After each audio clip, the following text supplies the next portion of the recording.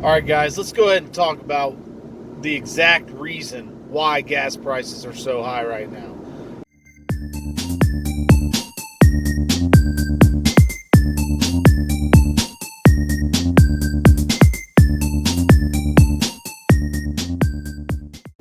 There's more than one reason, and I have not heard a single commentator on any news channel mention these facts, okay? It's not just about what's going on in Ukraine, although that has the uncertainty surrounding that has a lot to do with it, but that's not the only factor to take into account. All right, so let's just go ahead and get into it. Last year, when Joe Biden decided to pull out of Afghanistan, what did that do? Okay, that created a lot of uncertainty around the Straits of Hormuz. And why, might you ask? Why did that create uncertainty around the Straits of Hormuz? And what are the Straits of Hormuz? Some of you might be asking. The Straits of Hormuz is the most important choke point in the entire world. About 30% of the world's oil goes through the Straits of Hormuz and coming out of Saudi Arabia. Okay? Since Biden pulled out of Afghanistan, let me just give you a quick rundown of what they acquired. They acquired dozens of aircraft, Mi-17 attack helicopters, and A-29 Super Tucanos, both of which can make it to the Straits of Hormuz for suicide attacks. Okay? They've also received thousands of RPGs, an unknown number of RPGs, and they have artillery now. So literally, the Taliban could launch suicide attacks against the Straits of Hormuz. And that's just the tip of the iceberg, okay? That's not the big threat, okay? The big threat is Yemen. And why? Why is Yemen the big threat? In the last few months, well, really in the last year, the Yemenis have shown their ability to launch precision-guided missile attacks and precision-guided suicide drone attacks. So what does that mean for oil? Well, Yemen is situated in very close proximity to both the Straits of Hormuz and the Bab al-Mandab Straits. So if they wanted to, they could shut down both straits whenever they decide to do that. Now, the big deal with the Bab al-Mandab Straits is that most of Europe's oil goes through the Bab al-Mandab Straits. And a lot of their agricultural products, their imports, come through the Bab al-Mandab Straits as well. So now you have these two third world countries that have the ability to shut down the entire world. They now have massive leverage against the entire world, and the people that ship the oil know it.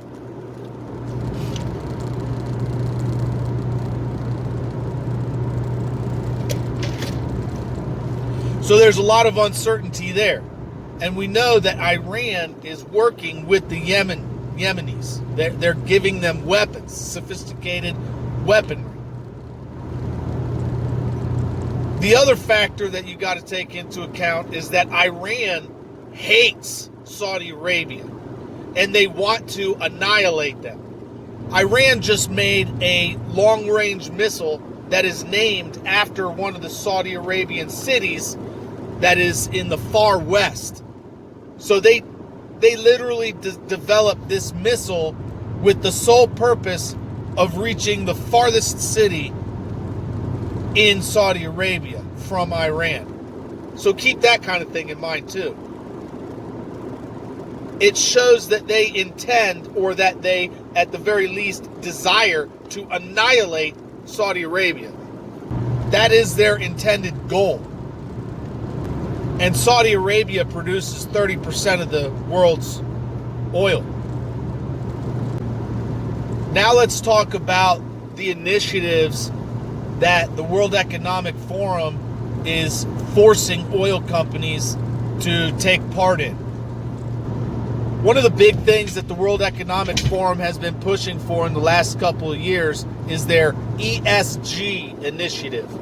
The ESG initiative is Environmental Social Governance Initiative. Basically what it is they are getting board members elected onto the boards of these big oil companies and forcing them to spend their own money to do research and development for alternative energy sources. Now, on the surface, that sounds like no big deal. Like, okay, yeah, that sounds great. We need green energy, right? Yeah, it sounds good. But what does it really do? It takes away money that the oil companies would normally use to explore for more oil or to increase their production. Don't get me wrong. I'm not saying that the oil companies are benevolent corporations. They're not. But the fact of the matter is, this is a numbers game. And when you force the oil companies to allocate their funding, their capital in a direction that is ultimately going to put them out of business, they're literally being forced to fund research for their competitors, right? Oil companies are in business because they sell oil, not because they sell batteries. All right, I'm sorry, that's just the way it is. So they're being forced to spend their capital on technology that's going to put them out of business. And that is also forcing them to reduce their projects. They're no longer able to go out and build rigs in the ocean or on land. And some of you might think, hey, that's great. That's what I want. That's what I want for environmentalism, and hooray, yeah, let's do that. Well, okay, you're seeing what the cost is now, aren't you? I mean, $5 gas national average. That's the cost. And I mean, everything else that's made from oil, right? I mean, your clothing, don't be surprised when your $5 shirt from Walmart goes up to $10. I mean, don't be surprised. And the people that this ultimately hurts are low-income families. That's who feels the brunt of this, So those are a bunch of things that are most definitely affecting the price of oil, and we haven't even touched on Ukraine yet. So let's keep going here. One of the first things Joe Biden did when he got into office was shut down not just a Keystone XL pipeline, but he also shut down a bunch of contracts that people had in the United States to develop oil fields off the coast. And nobody's even mentioning that. Everybody's mentioning the Keystone XL pipeline, but they're not mentioning the dozens of other projects that got shut down because of his executive orders. There were projects in Alaska that got shut down, and there were projects in California that have been shut down, all over the place. And do you guys remember when the pipeline on the East Coast got hacked and they blamed it on a Russian hacking organization called DarkSide? Well, the part of the story that they left out was that DarkSide is a contractor. They contract their hacking out. So they're a pay-for-play hacking organization. So basically, if you want something hacked, you can pay them to do it. So the mainstream media left that part out, okay? Yes, DarkSide attacked the pipeline and shut it down, but somebody paid them to do it. And when they were asked who paid them to do it, they did not reveal the information, okay? So there is a real war going on between one industry and another. And Occam's razor would obviously suggest that this is a commercial war between the private energy sectors, namely big oil and quote-unquote green energy, or rather, electric energy.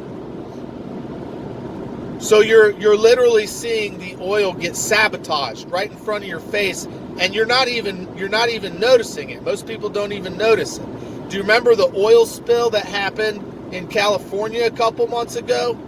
Well, if you look up the image of that pipeline where the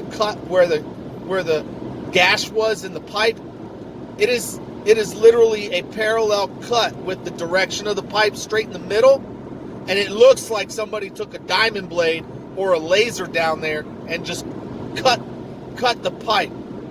The official reason was that an anchor scratched the pipe.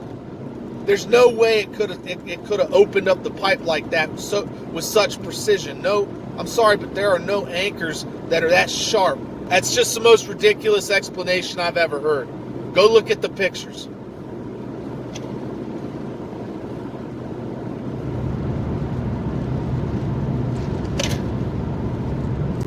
And then, during that winter storm in Texas, when the power was cut off, you had people on the board of ERCOT who were part of a green initiative bank. They give out loans to companies who invest in green technologies. And their bank actually, the sole purpose was to invest in green technology and to get rid of our reliance on petroleum, basically. I'll go ahead and leave a picture or a screenshot here of the people that were involved in that. They literally shut down Texas Energy when they didn't need to. We had plenty of natural gas during that winter storm, and they turned it off. And it literally resulted in people's deaths. So, if you can't tell by now, there's most definitely a war going on between the industries. And the supply lines, the supply chains of oil have been threatened and are very vulnerable right now. So now let's move over into the Middle East, okay, and what's been going on in Syria for so long. So in Syria, you've got a whole bunch of oil fields along the Euphrates, and everybody wants them. United States was there for so many years. Iran is there. They want the oil fields too. And Turkey is there. They want the oil fields. And Europe needs that oil. Those are the closest oil fields to Europe. And that's one of the main reasons why a NATO country, namely Turkey, is attempting to secure those oil fields. They want to sell all that oil up into NATO, but everybody's fighting for it. So it hasn't really been easy for any one party to gain full control over the region.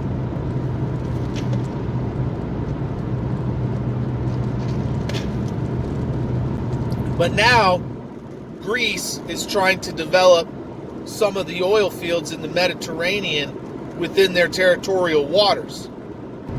But now you've got Turkey, who is disputing Greece's claim on those oil fields. Turkey wants to develop those oil fields. And they're trying to shut down the East Med pipeline project that Greece and Israel were working on together. The East Med pipeline would have brought gas into Europe from the Mediterranean and from Israel, because Israel is trying to develop the Golan Heights. There's oil in the Golan Heights, and Israel wants to develop it. But the international community does not recognize the Golan Heights as belonging to Israel. And so there's a big problem with that right there. They're trying to give the Golan Heights back to Syria. So there's a lot of uncertainty with what's going to happen there as well. So now let's quickly touch on what's going on in Ukraine and why that's also affecting the price of gas. Well, in 2012, there were two companies in Ukraine. Well, they weren't Ukrainian companies, but there were two companies that had contracts to develop the shale gas fields in the eastern part of Ukraine, the Donbass region of Donetsk and Luhansk.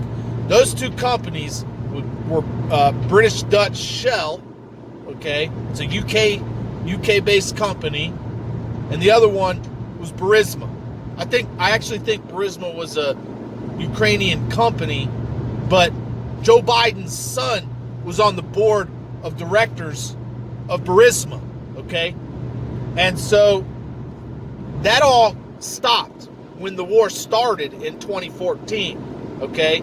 All of that stuff stopped, okay?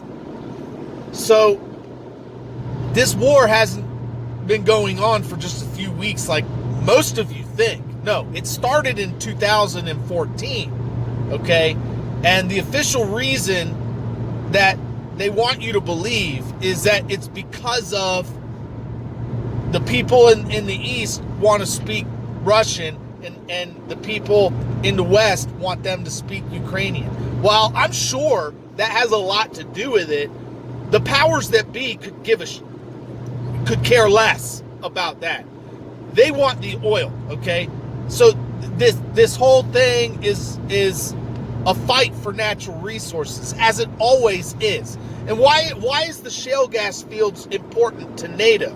Because NATO views Europe's reliance on Russian energy as a security vulnerability, okay?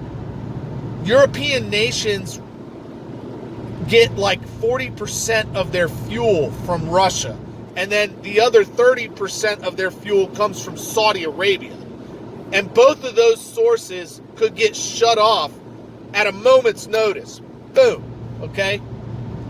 So they were willing to do whatever it takes to get the shale gas fields in eastern Ukraine, even if it meant popping up guerrilla forces and insurgent forces like neo-Nazi paramilitary organizations, which way back when were just that. They were paramilitary organizations. And then they got put into the military. They got adopted and became part of the official military of Ukraine. Okay? So these people were guerrillas that the West backed. Okay? We backed them. They're Nazis. They're literal Nazis, okay? And so now you've got Donetsk and Luhansk officially recognized as independent states. Their sovereignty was recognized. And the day after their sovereignty is recognized, they asked for help because they've been getting attacked for 8 years straight since 2014. They asked for help as being sovereign states. Someone would recognize them as sovereign states, which is Russia, obviously. So then they asked for help from Russia, and Russia helped. Okay, this has been 8 years, an 8-year conflict. Okay, so this was not a surprise to anybody. Everybody knew that this was. Most people who have been following the conflict for this whole time knew that this was going to happen. Okay, this is not none of this is a surprise. All right, it's just what's a surprise is that the public, at least to me, is that the public forgot about all this. They forgot about the scandal with Hunter Biden and Burisma. They forgot about Joe Biden and Obama trying to go after the shale gas fields in Ukraine in 2012. Forgot about that. So I'm here to remind you. So anyways, there you go. That's what's going on with Ukraine, okay? And now Nord Stream 2 is being sanctioned. The United States is trying to sanction Nord Stream 2. Different countries in Europe are trying to sanction Nord Stream 2, shut it down. And what is Nord Stream 2? You're not aware. Nord Stream 2 is a pipeline that goes from Russia into Germany, and it would bring gas into Europe. And so there's a lot of uncertainty with that. So these massive institutional investors, when they hear all of the stuff that I just said, okay, all the stuff that I just told you that you're not being told about on the news, when they hear that, they see a lot of uncertainty in the road ahead. And what does uncertainty mean to them? It means an increased likelihood for low supply, okay? So less of a supply of something because it's vulnerable. The supply chains are vulnerable. So there's a high likelihood that the supply would be low in the future. So if they're predicting that there's going to be a decrease in supply, what does basic economics tell you? The demand is going to be the same. The supply is going to be way low, or at least there's a high probability of it being way lower.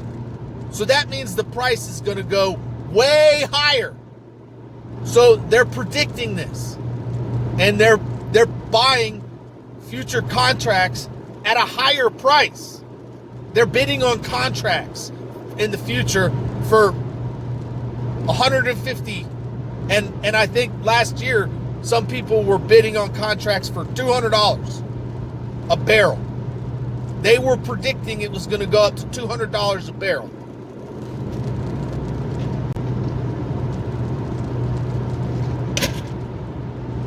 So there you go. You want to know why the gas prices are so high? There you go. And you want to know why we're in Yemen? You want to know why we were in Afghanistan? Why we were in Iraq? It's for the oil. It's all about the oil. And now you know. And now you see what happened when we pull out. When we pull out, this is what happens. I'm not saying what we did is wrong. I'm not saying pulling out is the wrong thing to do. All I'm saying is the way in which we pulled out and the fact that we pulled out, that is what's causing the uncertainty in the markets. And that's the cause. That's the cause, okay? The straits are threatened. The oil fields are threatened. And there's a lot of uncertainty. And the institutional investors, the people that have a lot of money, are unsure about the supply of oil in the future. So that's driving the cost of the contracts up. And there you go. So I hope this video was helpful. Let me know what you think in the comments below. Go ahead and hit that like button, thumbs up, comment, subscribe, share the videos with your friends. It really helped me out.